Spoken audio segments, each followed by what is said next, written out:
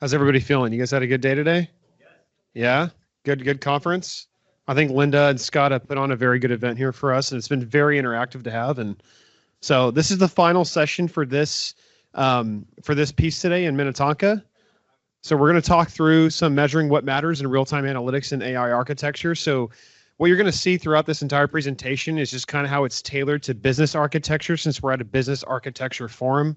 Obviously, as Neil kind of laid the groundwork for us today, we have many different types of architects in the world: systems, solutions, enterprise. I'm actually an enterprise architect with SAP for Rise, and Jason Shearer is one of my colleagues at SAP who's also an enterprise architect. He's in the public services space, and I'm working out of the Midwest market unit for mostly manufacturing and automotive clients. But today, what we're going to talk through is we're going to just go through just kind of high level, but measuring what matters in real-time analytics and AI architecture. I'll kind of lay the groundwork from a high level perspective. And then what we're going to do is we're going to talk about how SAP is currently doing things. And that's where I'll hand it over to Jason here. And we'll kind of dive into some of those examples and kind of where that's taking us, not only from a company perspective, but from a holistic perspective against our near competitors. So with that, Jason, if you want to move to the next slide, we can kind of talk through the agenda real quick. Okay, so here's the agenda, just to kind of give you guys a real quick snapshot as to what the topics are going to be. Like I said, we're going to kind of talk into the modern day real-time analytics and AI focus points as it relates to business architecture. Number two, we'll talk through some crucial KPIs and metrics across industries. And what we'll do here is we'll play a little Menti game on a couple of slides that I have, and we'll do the same with some of Jason's piece.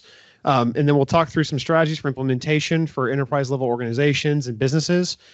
Kind of what the future is going to look like on a roadmap perspective for AI and real-time analytics and business architecture. And then the second half is going to be use case patterns, kind of some business architecture changes within AI, some of the Gartner chart analysis, and some enterprise business architects planning examples that Jason will walk us through. And then we'll end it with some Q&A. Sound pretty good? Cool. Let's get going. Yes.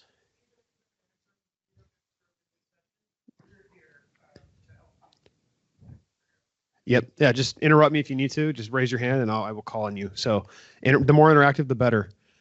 Okay, so here's some key focus points that we kind of drew up to kind of discuss. Again, this is going to be very centric to business architecture, right? So think high level here as we're talking through some of these key focus points.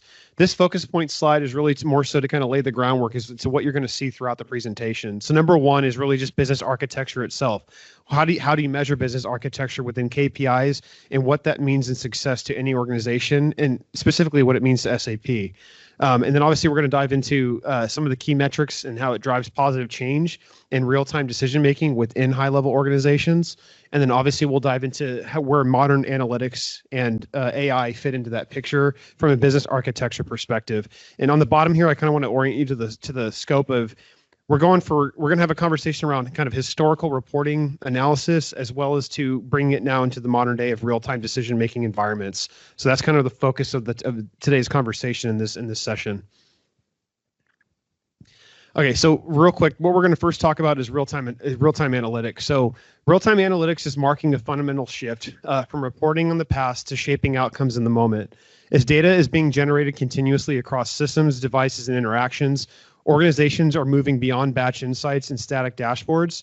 Those that can sense it, interpret it, and act on data as it happens are gaining a decisive advantage, enabling faster decisions in adapting their operations and AI-driven responses at scale.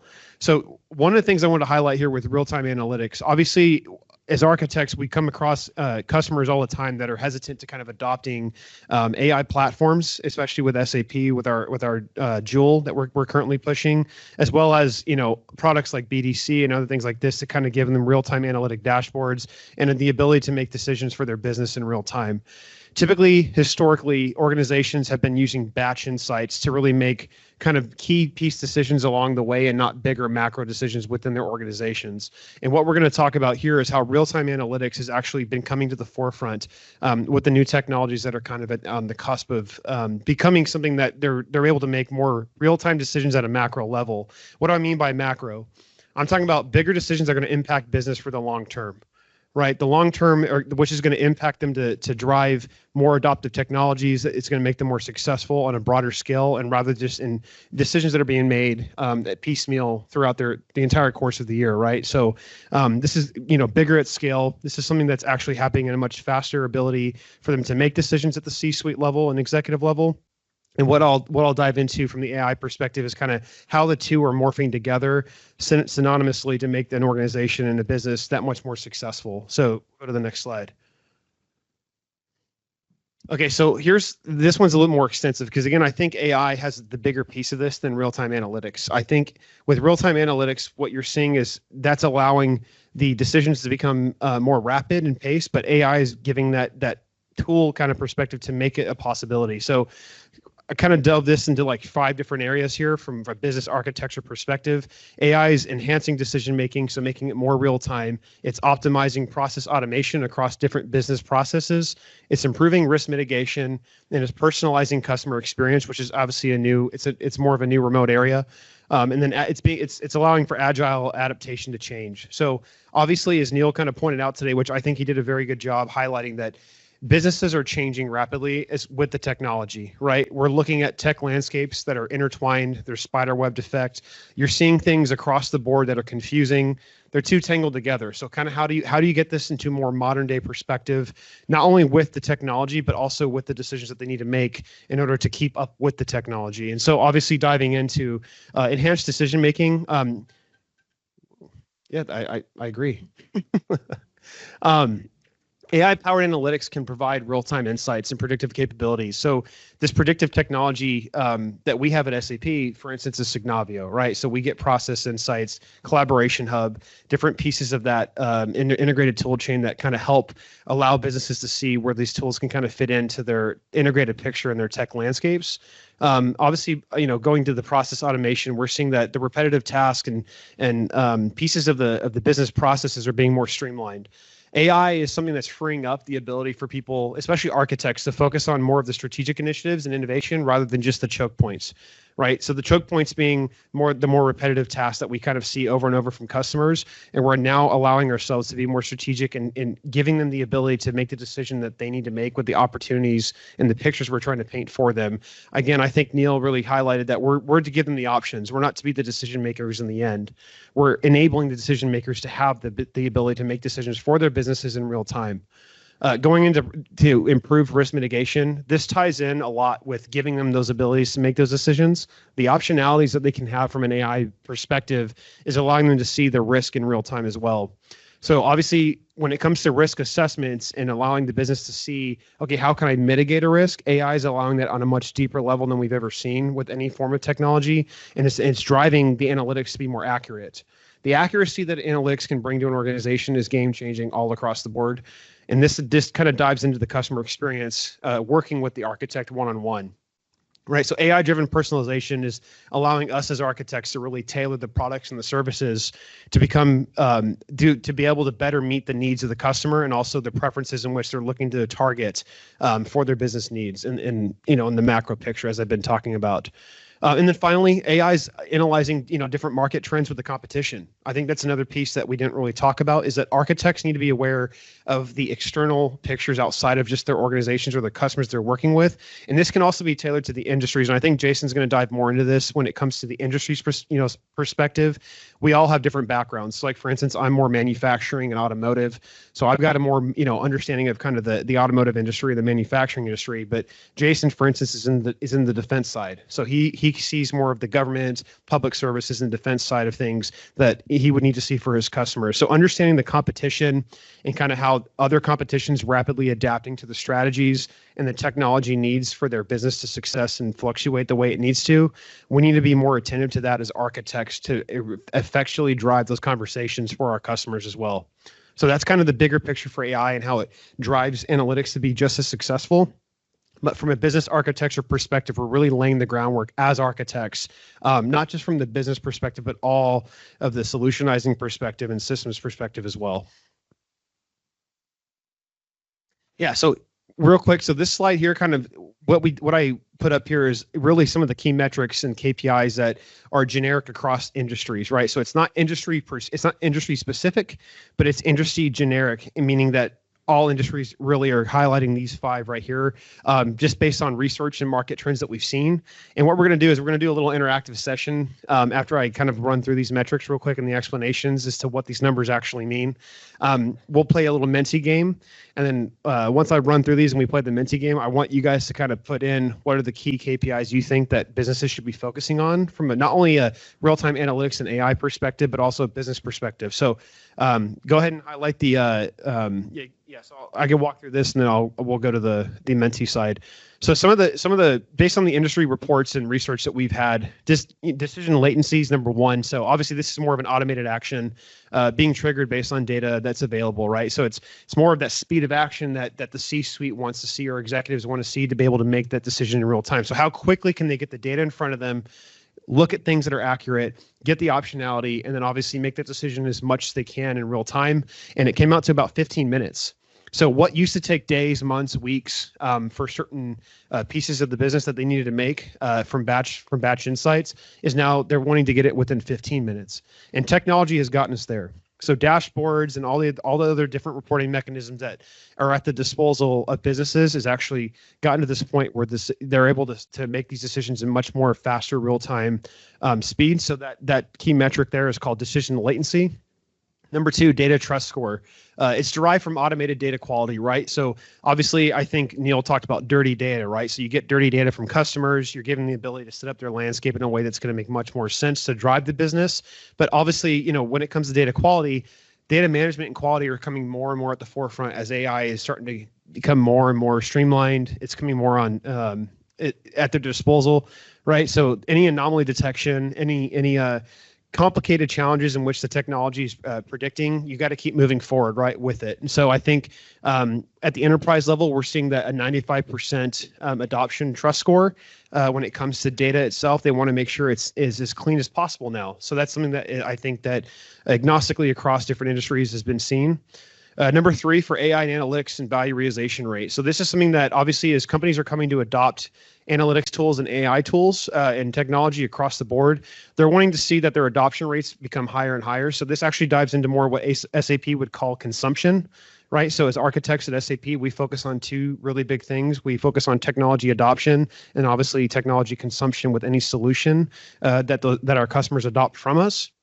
So the percentage you're seeing there at a 70% is really the percentage of analytics of AI that's avoiding basically AI theater or just taking on a solution just because and really focusing on that real value delivery that they're getting from that solution in the end. So really allowing the architects to work with them to consume it at a rate and at a pace that makes sense for their business.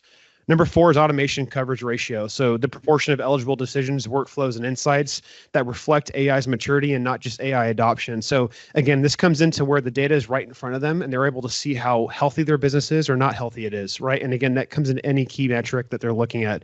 If they're looking at a finance perspective for a cash conversion cycle, or they're looking at a supply chain perspective for supply chain management, they can see this to reflect the maturity that the technology is giving them so they can make a decision in real time. And they want to see that kind of a solution being consumed at a 70% rate. That's what they consider industry-wide. And again, I say industry-wide loosely. It's not just a specific industry, but it's across all different industries in terms of the terms of research that we're currently seeing. And then lastly, insight, reuse, and scalability index. This is something that's a little newer. So all the analytical models and insights that were being reused across different teams and processes or business units, they also want to see that the analytics tools are being consumed at a 70% rate and being utilized where they can see that real-time value.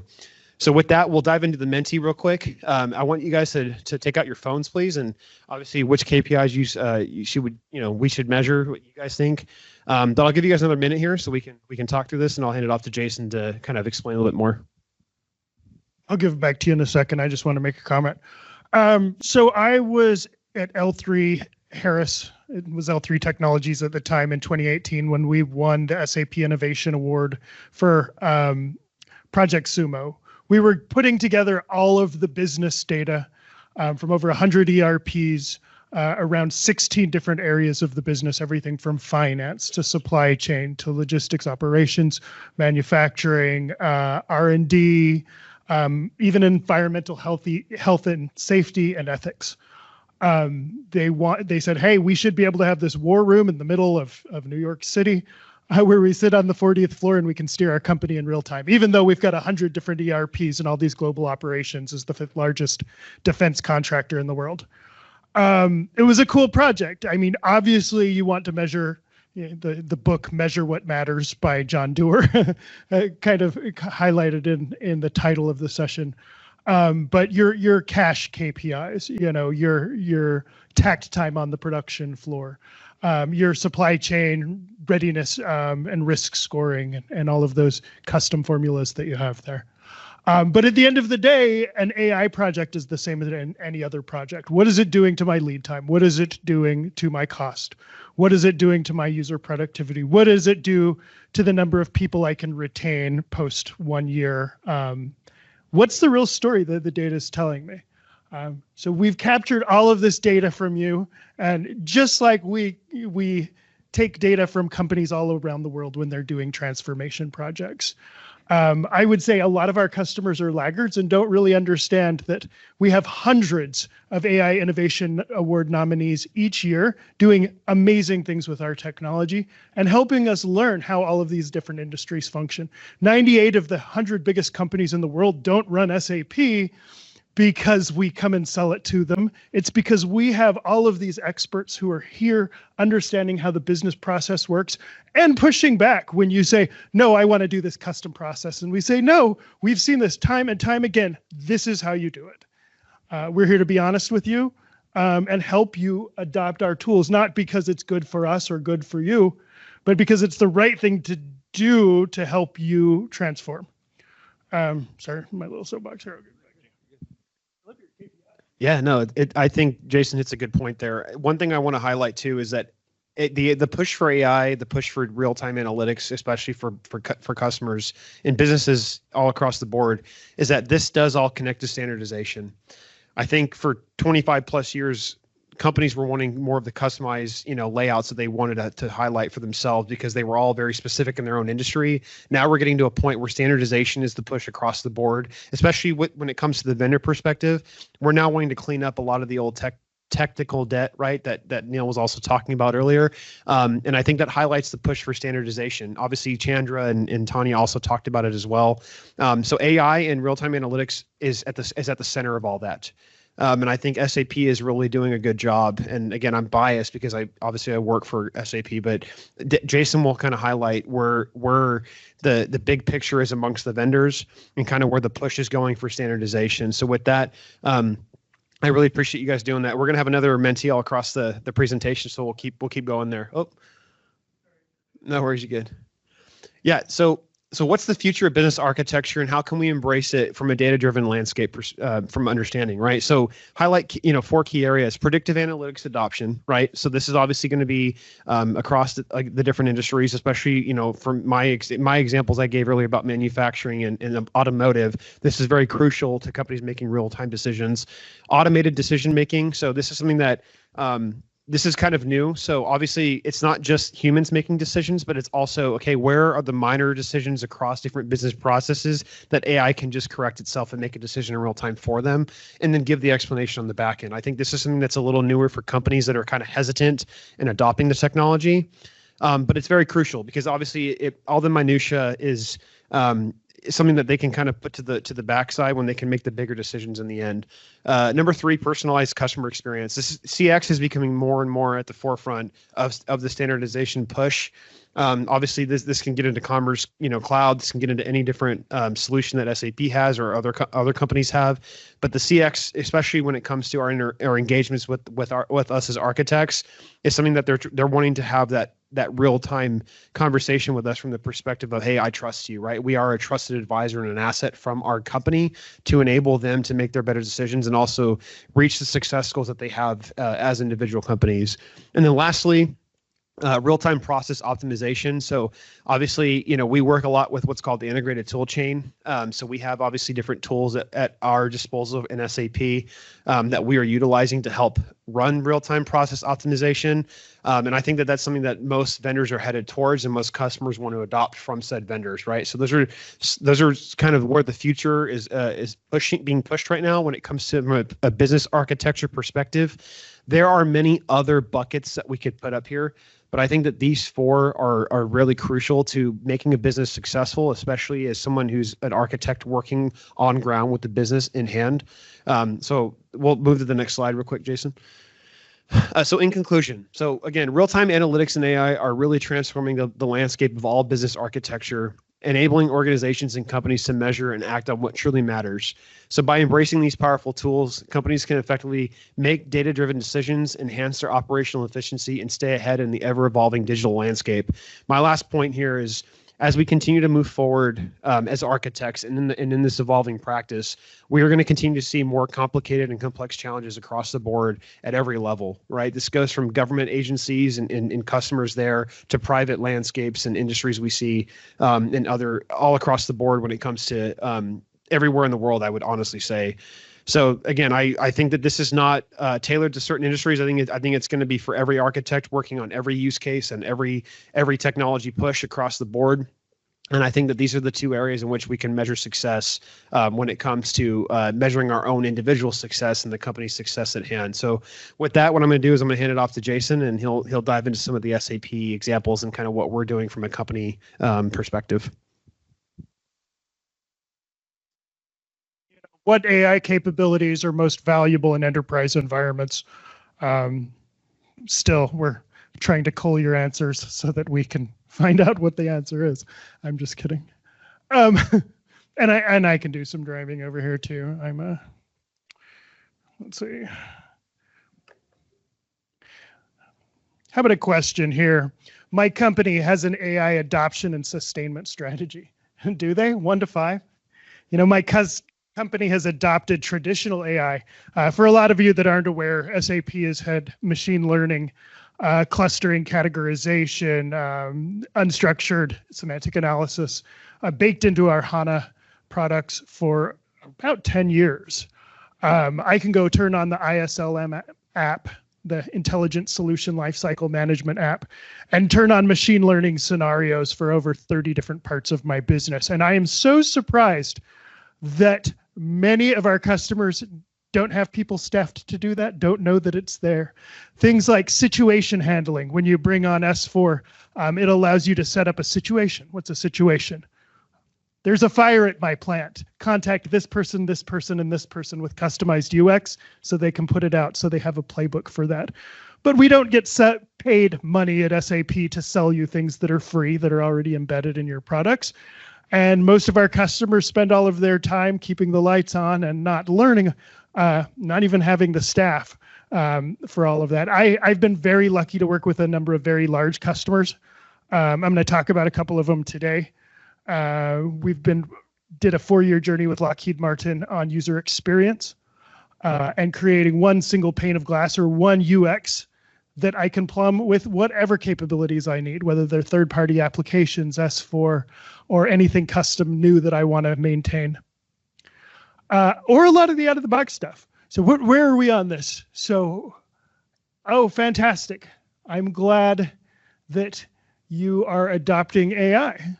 A lot of our customers aren't, especially a lot of our smaller customers. I think a lot of people don't have the talent to understand it and the actual business gains you get from being able to manipulate your business and understand your business and create new business capabilities in real time. Can we go to the next slide then? If you're just going to be there helping me. Let me drive.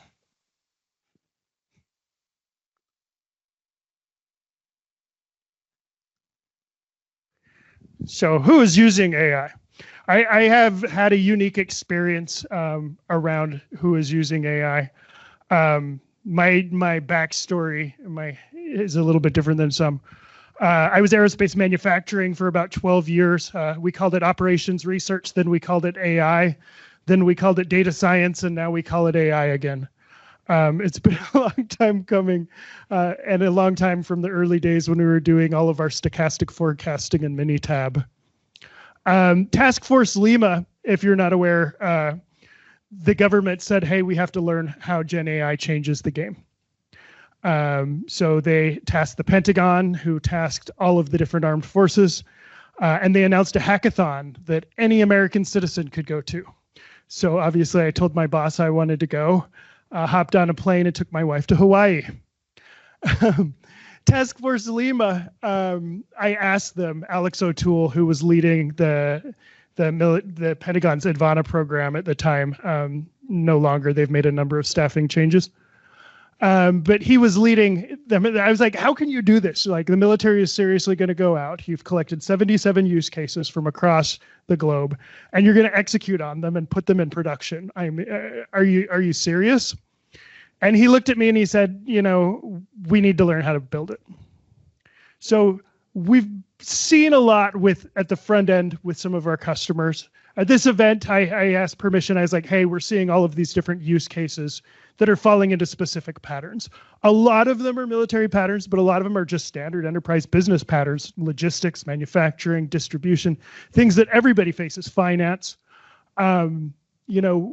In addition to interpreting signals and all of this real-time stuff that you might be doing if you're doing drones and some of the industry stuff, IoT in the field for utilities and field service. I mean, they were using it for a number of things like coordinating big events. So planning, we get back to scenario planning. I jump back to the 70s with Shell.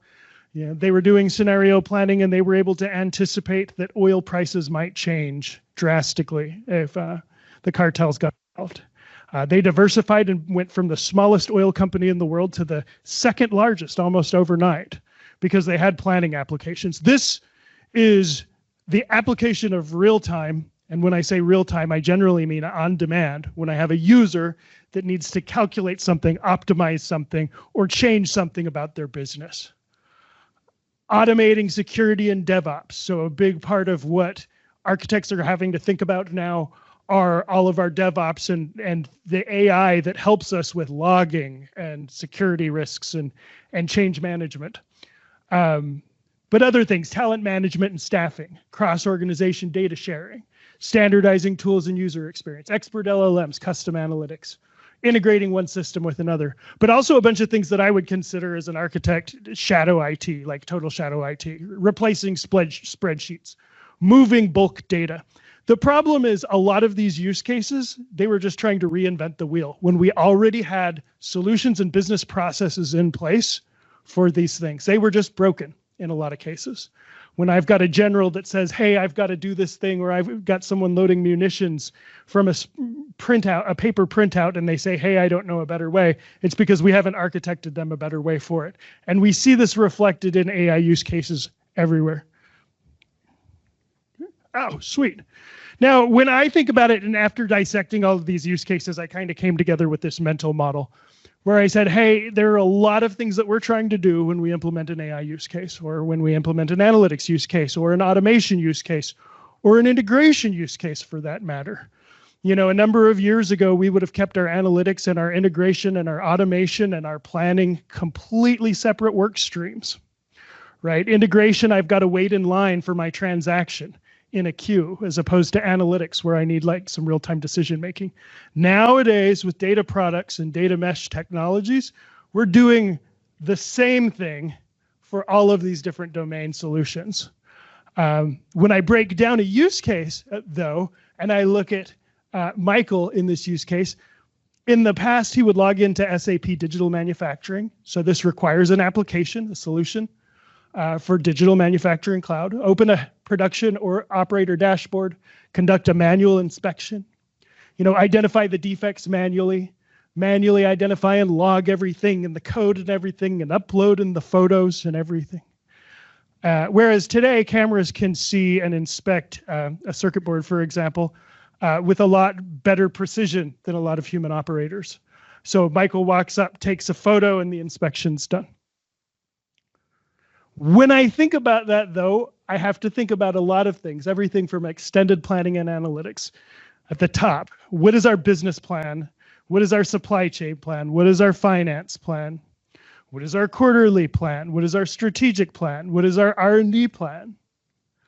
User experience and interaction, agent orchestration, AI models, and their life cycle. They certainly have that. Integration and data enrichment. How is the data moving when I execute a call? Infrastructure and security, business process and industry solutions. If I don't have the entire stack, for an AI use case, how am I going to be able to monitor and manage these over time? How am I going to be able to measure their effectiveness in the business? Especially when you look at our architectures. I manage the reference architecture for aerospace right now. It's a fun project in LeanIX. And there are 4,000 business processes that are part of our enterprises at scale for our largest customers in aerospace. That's down to the level 4 business processes. The number of technologies and solutions that SAP has today and is moving towards tomorrow is dizzying, especially when you consider all of your logistics and especially supply chain scenarios. That's why supply chain is so crazy complicated, because there's a lot of pieces to the reference architecture if you're going to do it right, as well as planning. Okay. Oh, this is digital twin of the enterprise. Let me show an AI use case real quick. That's fine. So when I think about AI use cases, one of my favorites, because a lot of people will say SAP isn't really doing AI. One of my favorites, and I should just stand over here so I can scroll up and down, is Team Liquid. I don't know if you've heard of Team Liquid, and I'll share a couple of other architectures here with you today. And I have hundreds more if you're interested. Team Liquid is the largest esports organization in the world. So when they go to play a League of Legends game, there are 455 quadrillion different possibilities of how they could set up their draft. They have 30 seconds to make a decision, and they do that with the Joule Copilot, who's been trained to look at all those different possibilities and be a coach based on game data, based on AI and prediction and optimization models, based on looking at players' eyeballs when they're playing games. That's a cool application of AI. When I think about a copilot that can help me do almost any task, whether it's managing a work site, a warehouse, a commodity. So that's one that I go to a lot when I'm thinking about this. And I also go to a concept that people are talking about now that a lot of people haven't really heard, even though it was up there this morning when I think it said digital twin of an organization. The idea that I can pivot my whole business in real time. SAP kind of saw this coming a few years back. I would say that if you look at our acquisition history, we've certainly been active in the business transformation management suite. But when it comes to the end of the day, I need a business plan. I need my analytics so I can see what's going on right now. My measurement team. This is my pit crew. I've got AI. I've got architecture. So LeanIX. We purchased LeanIX that was the best of breed for architecture. Processes. We purchased Signavio, best of breed for processes. DevOps. We developed the BTP, 10 years old. Most of it's open source. With the Cloud Foundry Foundation and the Linux Foundation. We run it for you, and we provide a whole heck of a lot of value with out-of-the-box content. But integration as well. Integration when I am looking at an AI scenario and I need to build something, I can get to our place in it. But the real digital twin of the enterprise is the ability to say, hey, this isn't all living in spreadsheets. If I want to make a change to a process, I need to understand what it does. Working with a number of our largest customers, we have seen them implement and digitize tens of thousands of processes in Signavio. Reggie Cole from Lockheed Martin went on stage at Sapphire last year and promulgated the use of LeanIX as the heart of the enterprise, because it really does allow us to pivot not only to processes, but to deployment, to development in real time, getting into user monitoring and our purchase of WalkMe, a digital adoption platform that was also best of breed. When we change user experience for our users, we need to walk them through that. And people have been asking for the ability to walk someone through a process they do once a year for decades, right? It brings me to my next customer use case. Lockheed Martin. Hold on. And here's me on stage with, these are all public from the SAP Innovation Awards website. So you can go and look at the write-ups, assuming this full screen loads. It's really not going to load on me, is it?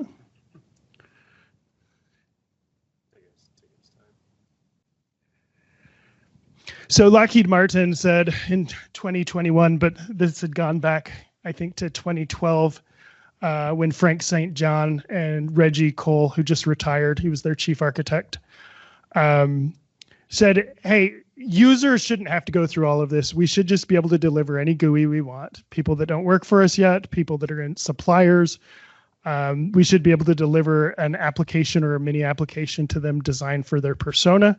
It should be a single pane of glass. It should be a cockpit. It's like I'm flying an airplane. When I sit down, the pilot has the best cockpit that serves the mission and keeps everybody safe. That's how we operate airplanes. That's how we should operate our businesses.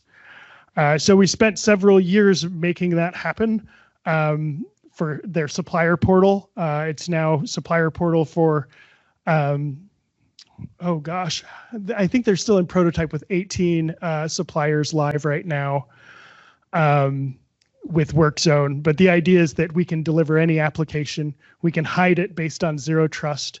The UX adjusts appropriately. And it has the rest of the security configuration that a large global multinational would want. It was an amazing project. It's finally done, and a lot of our customers are using it at SAP NS2. And you know, if you looked at the number of innovation awards in 2024, there were 5 that included SAP Build WorkZone as that single pane of glass user experience. This last year, there were 41. The vision there was, hey, I should be able to deliver any app. I should have one task center or one workflow for everything, which incited our integration with ServiceNow and other vendors to provide that with SAP Task Center. And it included the process automation and the app development components that we delivered through SAP Build over the years. So another fun customer use case, if you look this up at the Innovation Awards, it's got some architectures and talks about how we put it all together. And if you have any questions, so digital twin of the enterprise, this really comes back to the AI use cases, right? I'm thinking about this, and we were in San Ramon at an offsite talking about it through a lot of people. But when I really look at the architecture of this and I blow this back, I have a lot of different components that we've thought about at SAP through our business technology platform. Obviously, we have competitors in all these spaces, and that's fine. But we're the only ones that bring it to you top to bottom. So you need to do a really weird industry solution like warehouse management for explosives. Well, we're about one of the only people that can do a good job doing that. We developed it with the militaries, 20 militaries of the world for the past 2 decades. So what is your AI use case? If it includes moving explosive material, that's industry cloud solutions.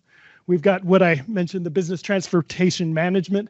So we have to coordinate everything, whether we're talking about architecture, configuration, or deployment through our systems. A lot of our customers are bringing all of that data together in Power BI, but we'd appreciate it if you used Analytics Cloud.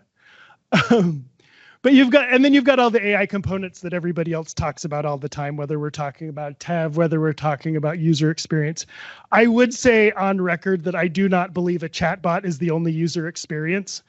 When Lockheed Martin said in 2022 that they needed one chatbot to rule them all, because a number of people thought that all we would do is talk to a chatbot, me and many other people who come from an analytics background and realize that people still need charts and graphs. Because that's how we learn, keep trying to inject user experience back into the discussion, though I know a lot of people don't want to think about that. At these events like the hackathon, we also had a hackathon with aerospace, 9 different customers last fall. We've had 2 others with the NATO countries, but the one with aerospace, Lockheed Martin, RTX, General Atomics, GE, everybody was there. But we were talking about manufacturing and these different use cases. And every time somebody would say, hey, I just want to create a Python script and deploy it to Cloud Foundry. It's like, what are you doing? They're like, I've got this idea. It's going to do this and this and this and this. And I set them down. I say, oh, let's talk about the architecture of this. Right. You've got industry cloud solutions and business processes you need to think about. You've got a model that you're training and evolving over time. You have to have a life cycle planned out for that. You have user management. You have the security components. You have all of these other pieces that you're not thinking about in your AI use case. And so we've had a number of these events we found, and I don't know if anybody's been involved in a hackathon event before. A bunch of people sit down and you build some things. The business brings their best use cases, and your hackers and your pros all learn a whole lot of things about how to deploy stuff. But we've had a number of these events, and every time somebody wants to just write up this solution in Python, when there's a correct architecture and a lot of things that most of our customers haven't even turned on that have been sitting in our applications for 10 years. So when I think about maintaining AI seriously in a large multinational, I have to think about all of these things. Sure. And we talked about the digital twin. What are all of these pieces that I need to digitize for my real-time enterprise? Like I said, SAP in our buying spree, you saw that we went across the best of breed because we had that vision for the real-time org. Because, like I said, those 98 of the 100 biggest customers of ours need it. A lot of them pay us well to solve these big problems, and it's all here for you. Whether I'm talking about our vision for digital twin of the organization, whether I'm talking about Lean IX, and our ability to take these old PowerPoint and Excel architectures and rationalize them and be able to show the value of bringing in new applications and how much money it can bring in on our bottom line. When I think about any program that's going to be successful, the first thing I would say that they need to do is start an analytics program and start measuring their financial KPIs, their manufacturing logistics KPIs, their employee turn times, their environmental health and safety for that matter. Because if you're not measuring what matters, it's getting away from you, and it could cost you a lot, whether it's costing you in money, whether it's costing you in lead time, whether it's costing you in quality, or whether it's costing you in risk. Any of those four categories, you can make money, save money, or reduce risk. Yeah. SAP's portfolio. The process portion of it.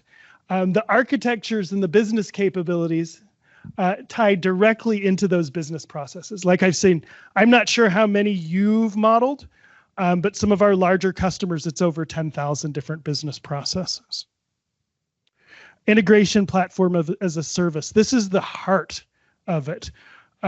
We are moving to event-based architectures globally. Every customer that does a lot of research will start talking about things like the composable enterprise, the ability to deliver that UX to anyone. It all predicates on the fact that we can share data in real time. And using an event-based architecture, ours, the advanced event mesh, was built by Solace under the hood. And they're also top rated by Gartner because it's the highest volume pub sub broker that exists. The largest messages, and the best error handling of anything on the market. Integrated planning and analytics. And this is somewhere where I would talk for lifetimes about when we don't plan, we're not successful at optimizing anything. And having an integrated plan is something that a lot of our biggest customers, whether we're talking Team Liquid, who started with our Concur solutions and then realized, hey, you guys can really do analytics too. Or you're talking about Microsoft, who started with workforce planning and his 2023 Innovation Awards, moved to supply chain planning and integrating AI and saving enormous amounts of money.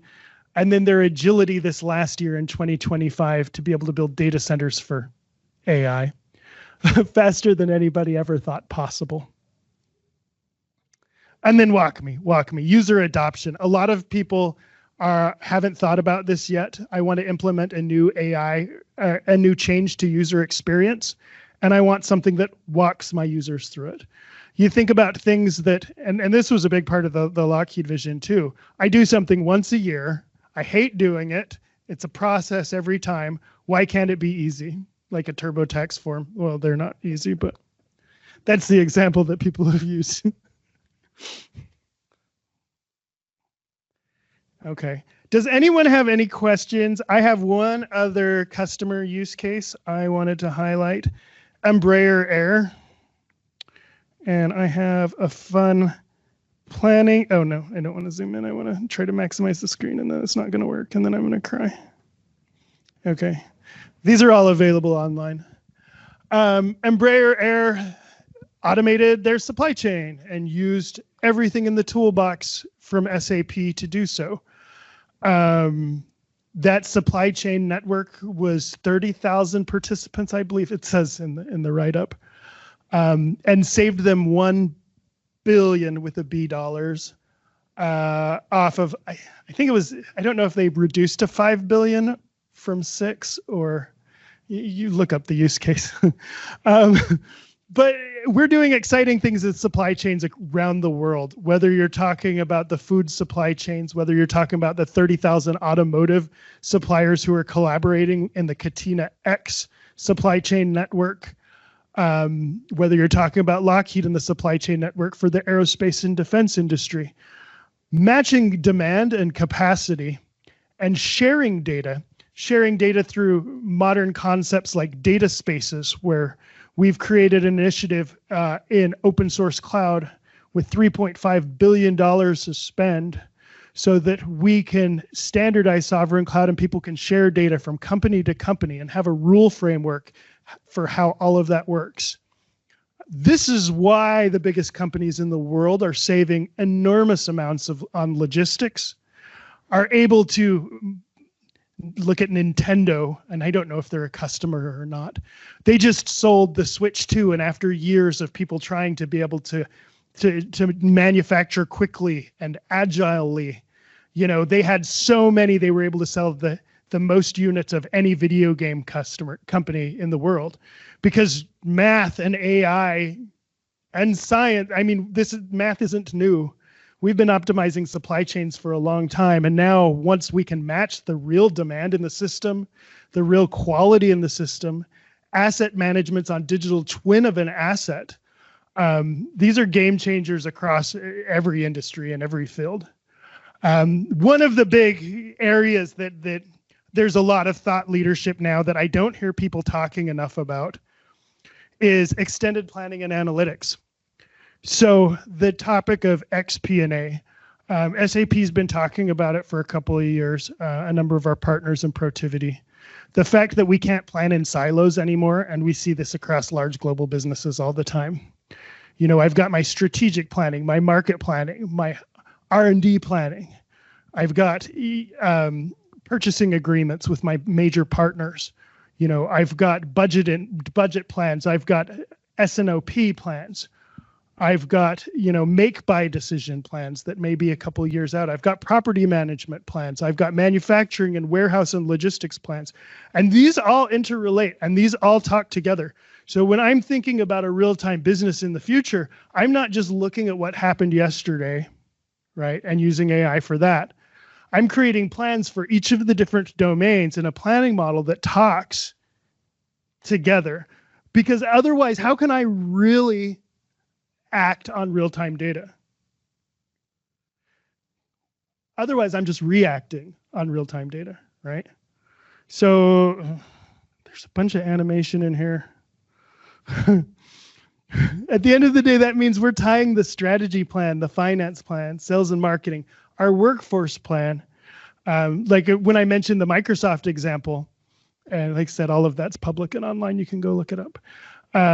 Workforce planning, it's like, hey, I've got staff, technical staff that I need in different positions next year and the year after because we're doing workforce shaping. How do I get there? How do I get from here to there with this level of complexity and this many people in technical roles? All of that ties into your financial plans. Oh, I've got a couple of other fun charts that animate strangely. And when you look at these charts, I'm not going to go over them all. I'll talk at a high level, but there's a lot of pieces to the architecture of a plan. And if you've looked at our reference architectures that we've been publishing, 4,000 business capabilities.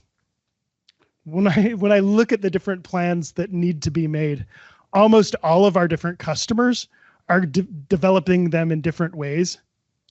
And so we started just building them out of the box for you. We said, hey, you shouldn't have to build all of this content yourself. And that's been a big part of our business model fairly recently is building out all of these planning models for you, having teams to build out all of these reference architectures so you don't have to figure them out by calling 400 different people. The AI architectures are live online. I think we had 500 agentic AI use cases this last year. But at the end of the day, my message to anybody would be start by measuring what matters, your business capabilities and KPIs. If you're not doing this to save money, to decrease risk, to decrease lead time, you're not serving your leadership, and your CIO is not going to continue your programs. When I think about planning at this level, just keep in mind, a lot of this is available. Hundreds of use cases are published on sap.com. Innovative use cases where people have gone before to spark your mind and interest. I've got another analytic I sometimes use when I'm talking about AI that shows all of SAP's AI use cases over the years. And it's impressive to see over 1,000 different use cases this past year, trailing back to 2012. That would have been a good graphic for me to leave you with, but I can show it to you if you're interested, and we can deep dive into any of those use cases. Does anyone have any questions on our vision for real-time architecture? I mean, because I could go a million different directions. I've just been talking the whole time. Okay. Hershey's, and I'm not as familiar with as many of the customer stories. Like I said, I normally work in public sector with aerospace and government customers. But you are seeing a lot of AI adoption? Is that what we're seeing for? Oh, I had another Menti. Gosh, we've got 5 minutes on it. Okay. I thought I had another Menti. Where'd it go?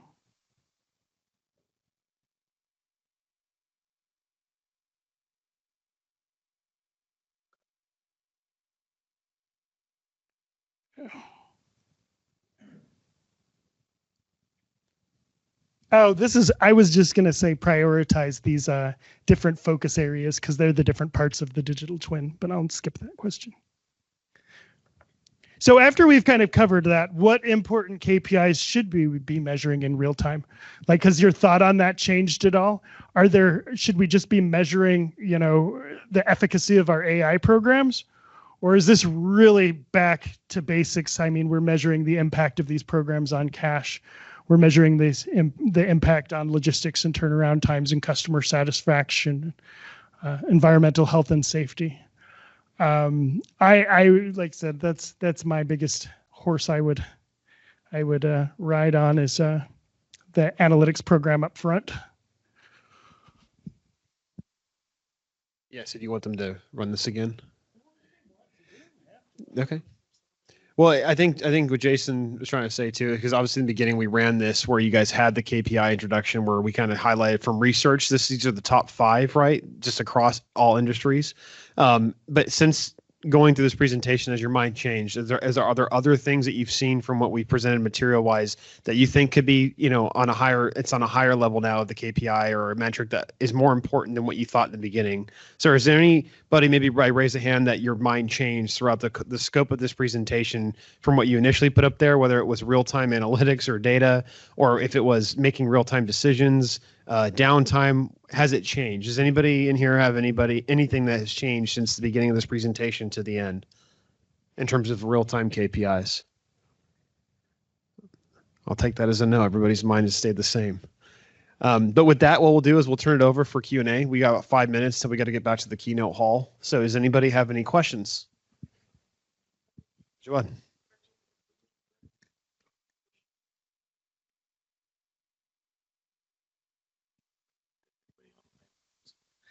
Yeah. So on the digital twin of the organization, are there use cases, Jason, that you're aware of? Not use cases, but customer case studies that are implementing that as we speak? Is there any? I know I saw the Gartner report as well, right? They were mentioning that, and I read the whole thing as well. But from a Signavio perspective, if there are customers who are building that, how are they constructing it? Because it's a lot of data that they have to keep live in the system to be able to run a true digital twin, right? Where you mentioned the concept of, I think you or Alec, that it's building a cockpit for a pilot where they have all the controls. And if a certain business process isn't performing at the level that the leaders need to, they have these dials that they can, dial up or dial down and see the impact downstreams. Is that where you were going with that concept? Yeah, and like I said, I won't stand on Lockheed Martin's shoulders more than I need to, but they have presented all of this live. Reggie Cole would talk about how Lean IX is the beating heart of the enterprise, and then they would build these and out all of the process areas. They would integrate that, and I probably didn't talk about that. They would also integrate other data sources outside of SAP, obviously, with some of the key ones being kind of interesting. Jira. So using Jira for project execution, which a lot of customers do, a lot of people wouldn't think, hey, I'm going to connect my Jira data to my Signavio and my Lean IX data. ServiceNow, Calm. So this gives me most of the digital pipeline except for all of my logging and the stuff that's going on kind of in my DevSecOps domain. So having that one integrated data model is something we've seen there and a number of other big customers who basically said, hey, this is my digital twin. I should be able to kick the tires and change anything in real time. And a lot of them, it even goes into PLM. So in the manufacturing space, we're talking about the design. Lockheed's vision was, hey, we should be able to design the digital twin of any object with our suppliers, with anybody else. They should even be able to get into our ERP systems if they need to be. But I should be able to design this role for a partner that can touch it can touch my logistics, my shipping, my supply chain, my warehousing, my inventory, my ledgers, right? And then all of those other facets, they were able to digitize it all with Signavio, map out all of the processes, and then build all of those architectures. And that's where it really becomes the heart of your organization. And the enterprise architect really becomes that central role for the heart of the organization. Specifically, yeah. As I say, I come from the functional side too, so I have to be kind of disciplined to be an IT guy. Who put number of customizations up there as their kind of new KPI they were wanting to track? Did they walk out or anybody? Okay. Well, I just want to highlight this real quick. I think this has been at the heart of all conversation today is obviously as AI technology is progressing, as real-time analytics is becoming more and more at the forefront of different enterprises and businesses, obviously customization is being moved away from. So again, obviously this moving away from customization to standardization is going to be one of the key pillars of all topics that we discuss here when it comes to what SAP is currently doing, right? So I think that's one thing that I wanted to highlight that from our perspective, we are really focusing on and bringing businesses into the 21st century, especially with these two areas that we highlighted. But yeah, does anybody have any more questions? I think we have time for one more question, then we can move into the keynote hall for the finalization closeout for today.